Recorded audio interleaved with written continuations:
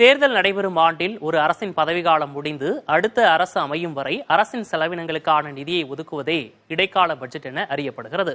ஆனால் கடந்த 2019ஆம் ஆண்டு சமர்ப்பிக்கப்பட்ட இடைக்கால பட்ஜெட்டில் இந்த மரபு கடைபிடிக்கப்பட்டதா? ஒரு மீள் பார்வை.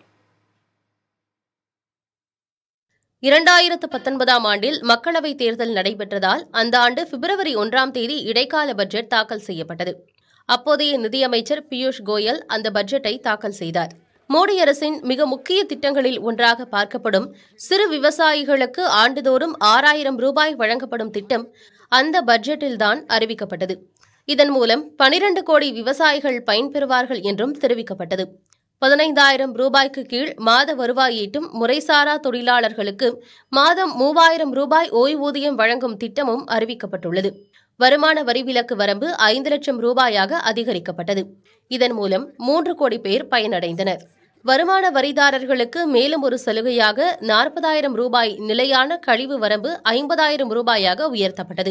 கவர்ச்சிகரமான திட்டங்கள் அறிவிப்பு மூலம் மரபு மீறப்பட்டதாக எதிர்க்கட்சிகள் குற்றம் சாட்டின. இடைக்கால பட்ஜெட்டில் இதுபோன்ற அறிவிப்புகள் முன்னெப்போதும் வெளியானது இல்லை என சாடினார் முன்னாள் நிதியமைச்சர் ப. சிதம்பரம்.